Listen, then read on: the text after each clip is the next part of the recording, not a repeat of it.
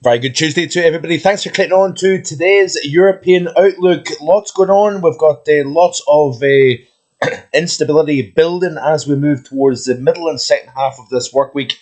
Significant thunderstorms, flash flood risk is possible, and temperatures and humidity is rising as well. The combination of warmth, humidity, low pressure all comes together to produce some fairly significant thunderstorms. Excuse me. Sorry. So, this is how the CDAS 0.5 data portrays the 2 metre temperature anomaly across Europe through the first 10 days of the month. Below average across the UK and Ireland, as can be seen here. The majority of the continent warmer than average, with the exceptions of Norway and Sweden and parts of northwestern portions of France. Around average across the Netherlands and Belgium. That is going to change as we progress through the rest of June, I think. And this is actually, interestingly, the upcoming 30-day period. Monday 9th of June through Wednesday the 9th of July. And this is the surface pressure anomaly seen by the ECMWF. You can see here generally higher pressure dominating the central swathe of Europe, including the UK and Ireland. Lower pressure towards Iceland and down towards Iberia. Northeastern portions of Europe is stuck under a firm trough, as can be seen here at the surface. Looking at the upper heights at that same time frame, you can see here this is how it's looking. So remember, I said in the June outlook, wetter to the north, lower pressure to the north, higher pressure and drier to the south, warmer conditions. As a result, the further south you go over the UK, and I'm very happy with the way things are panning out at the moment. You can see here the trough over eastern portions of Europe. In terms of precipitation over the next 30-day period, it's looking wetter to the north, as can be seen here, drier the further south you go, and into the continent, very dry compared to average as well. The upcoming 7-day period then looks like this here in terms of the precipitation. So we do have generally a wetter than average theme. This takes out now to Monday the 16th. But if we play through this loop, you can see here how it starts to become drier through the second half of the month, especially the further south you go. Looking at the upper heights then over the next 7 days, and this is how it's looking. We're starting to see that ridge retrograde westwards here as we see the pattern changing, all connected to that eastward shift of the Magellan oscillation, as highlighted through the last week and through the weekend as well. You can see the upcoming 7 days, higher pressure. We've got lower pressure to the west of the UK. That is going to generate a generally warmer than average theme. And as we play through the rest of June, essentially higher pressure is seen by the weeklies dominating the majority of the UK and Ireland. Doesn't mean to say that we can't have frontal systems, some area of low pressure nearby that is creating more instability and unsettled conditions. That is probably going to be the case, like we're going to see over the next 48, 72, 96 hours or so here. But generally, higher pressure looks to be generally in control, or very close by anyway, through the remainder of this month. In terms of surface temperature anomalies, upcoming 7 days looks like this here.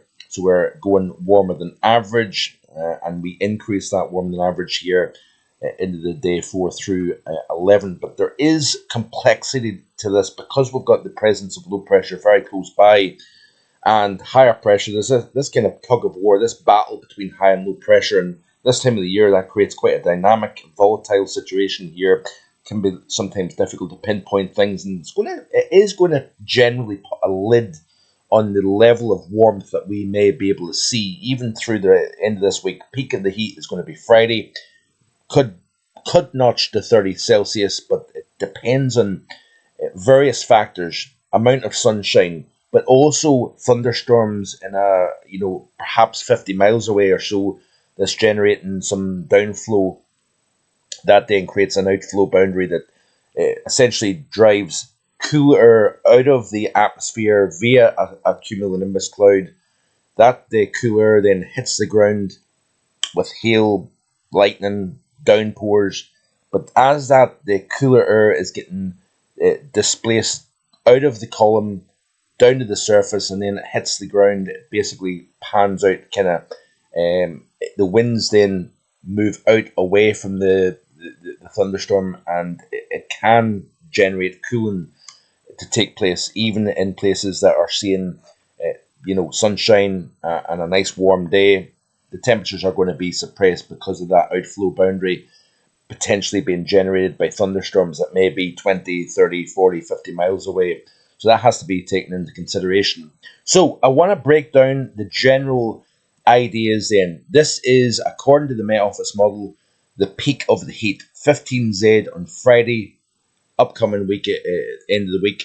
And you can see here, there is a few 30s showing up here, west of London and up into East Anglia here. Generally speaking, 27, 28, 29 Celsius is fairly widespread across central, eastern and southern England, away from Wales, away from the southwest, and away from the northwest of Scotland here. We could see temperatures notching around 23, 24, possibly 25 parts of Murray, Aberdeenshire, and even perhaps into the border region of Scotland. But further west, we're going to have that frontal system nearby. And like I said already, it's quite a complex overall situation here unfolding. But we are going to see the temperatures initially kind of cool off through the overnight tonight. We've actually got a frontal system that is moving eastwards away from the UK. That generated cloud and outbreaks of rain, mistiness, murkiness through the overnight period last night. That feature then clears away. There is some fresher air on the backside of that feature that is going to allow, with clear skies and light winds, temperatures to drop off tonight quite widely. I think we're going to get into single figure temperatures. Some sheltered areas, we could see a little grass frost developing with the right conditions. So that is that. Let me just see here. This is the Met Office surface pressure analysis here, and you can see a complex feature that is running across the UK through the course of today. That then pulls away. We've got a little frontal system that's been driving that fresher air to the south over the UK through the course of today. There's that feature here, and this is the important feature. High pressure is going to start to build into western areas of Europe. All the while, we've got this area of low pressure that is essentially feeling the presence of that high to the east. So it's going to then kind of wind up. As it does so, it then draws a southerly flow to become generated. And we've got an area of low pressure that is just to the west of Iberia. So SFX has a level 2 severe threat across Iberia for today due to the presence of that low just to the west, the frontal system, heat, humidity, activating the development of showers and thunderstorms over the Iberian Peninsula. But it's this feature here that is actually going to get lifted northwards ahead of an approaching frontal system associated with that 985 millibar low. So, like I say, it's quite a complex situation, very difficult to pinpoint exactly where sees the sun versus the showers and thunderstorms and potential severe weather. But what happens is, this is obviously the Met Office interpretation, but you can see here this area of low pressure kind of trapped, stuck to the west, but it is moving towards the UK and Ireland, but it's getting slowed down due to the presence of this high 1024 millibars hugging the German, Danish, Dutch coast. This feature here that is just off the west coast of Iberia at the moment, generating the instability in the showers and thunderstorms and severe weather, large hail potential across parts of Spain and Portugal. That feature is then going to get lifted north due to the high to the east, the low to the west, southerly flow in between the two pressure systems.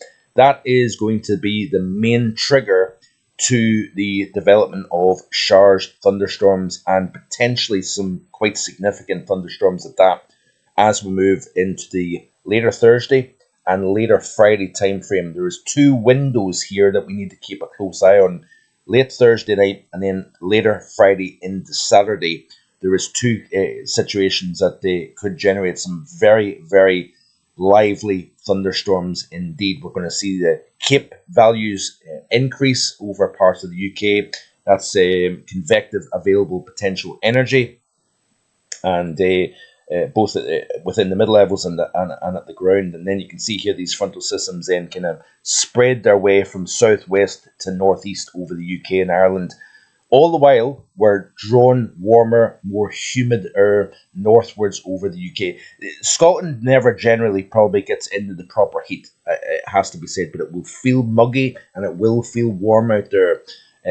So I want to show you another interesting animation here. This is off the ECMWF, and I hope you can see it. I'm trying to see if I can blow this up slightly. Yeah, it's allowing me to blow it up. And I want to show you this here. This is essentially the 2 meter temperatures and the winds at 10 meters above the surface. So you can see here the area of low pressure and the circulation associated with that. Winds spiraling around this area of low pressure. We've got lots of warm, humid air centered down towards the subtropics at the moment. We have a little tongue of slightly warmer air across the southern and southeastern portions of the British Isles. You can see here the winds associated with that area of low pressure just to the west of Iberia. Plenty of heat stored up here. But as we play through this animation, watch how this area of low pressure then starts to slide eastwards towards the UK and Ireland. With the building of pressure over Europe, that's going to allow the feature that's down just off the Portuguese, Spanish coast to then start to get lifted northwards here. And as it does so, that instability trigger and the warm humid air is going to then get lifted north due to the presence of the low to the west and the high to the east. So continue to play through. You can see here that we pull that warmth, humid, unstable weather northwards here. We've got this frontal system, quite a distinct area of low pressure frontal system here, moving towards the east, sliding closer and closer to the west coast of Ireland. That is going to all help to create lift within the atmosphere, and there is obviously big concerns over the development of significant showers and thunderstorms. So you can see here, basically, essentially the weather system's kind of coming together somewhat over the UK and Ireland, and it just generates that very unstable environment overall. Looking at the overview chart here of the ECMWF, so a slightly better view if you were struggling to see that properly. We do see that area of low pressure that brought the mist, the low cloud, the light to moderate even rain across the UK and Ireland during the course of last night. There's that system then moving through towards the UK and Ireland here, frontal system edging in, pulls that energy from the south northwards, and then we see the development of showers and thunderstorms. Now, through the course of Wednesday, I think parts of the far west Midlands, southwestern England, Wales, Ireland, parts of Northern Ireland as well, is going to essentially get cut off from that plume of warm, humid air coming up from the south. So essentially, that plume never properly reaches these west and southwestern portions of the British Isles. Further east, you've got the sunshine, you've got the temperatures rising as a consequence. Tomorrow, 27, northwest England, West Midlands. On Thursday, we may actually see the temperatures are maybe around about the same level. And then it's on Friday, that first band of convection runs northwards, brings a little bit of a decrease in the temperature, but the humidity is very, very high. We're going to see that boundary moving northwards, and then followed behind that is even warmer air. Remember I showed you on Friday, later Friday, Met Office model was showing the 20 Celsius isotherm at 850 millibars or 5,000 feet reaching the southeast of the UK. That is open to question. So that main convective band moves northwards, and then it's followed by another potentially even more impressive area of convection here, because what's happening is that first band moves through and is pulling even more humid, more warmer air in behind that. That then sets the pot boiling. Then you've got the next disturbance trigger moving into that even more moister, more humid, more warmer environment. That's going to then trigger more showers and thunderstorms with that next feature running from basically south to north here. So, like I said, quite a complex series of triggers and convective lines that are going to be running northwards, all the while we're continuing to pull that warmer, more humid air northwards. I hope this is reasonably straightforward to understand, but this is a very, very messy picture, and the amounts of rain that may fall within a short period of time, we could see, believe it or not, 25 to 50, even slightly higher rainfall amounts in a space of 1 or 2 hours. So I would suggest that we are going to see areas of flash flooding associated with this overall situation through Thursday, through Friday, and then even into the early hours of Saturday morning here. But quite a messy picture, really, it has to be said, and a very thundery one at that. This is as we move into 6 UTC on Saturday morning. Lots of heavy downpours associated with that second or even third feature running north here. All these frontal boundaries moving northwards, pulling that warm humid air with it, and then creates the release of all that energy in the form of showers and thunderstorms. Let's have a look at specifically at the UK and see what's taking place. Area of low pressure pulls away. We've got a little ridge of high pressure, fresher air, allows the temperatures to cool off through the course of tonight. Then as we move through the course of tomorrow, generally a decent enough day. Southerly winds, temperatures rising. We're going to see widespread temperatures into the low 20s almost across the board. But you could be talking about 25, 26, 27 Celsius parts of the West Midlands up into the Manchester, Liverpool area. Northwestern England, I think, is going to be the warmest spot in the UK tomorrow. First boundary moves up from the southwest into the southwest of England, South Wales, across Ireland and Northern Ireland during the course of later Wednesday into Thursday. That boundary then moves northwards here. Lots of downpours and longer spells of rain associated with that during the course of Thursday. Again, where you've got some sunshine, the heat will be notable and noticeable. And then as we move through the course of Friday and then the Saturday, the next wave of energy runs that southerly flow, lifting northwards here, and pretty much anywhere could see some lively downpours and thunderstorms. Hail, gusty winds is likely to be associated with this as well. So quite a dynamic situation overall, and eventually that will start to clear away. We will look at some of the details after this all pulls away over the next coming days as well. So hope you're enjoying what you're seeing here on the channel. Like, share, and subscribe, and stay safe. I'll see you again hopefully tomorrow with more. Bye for now.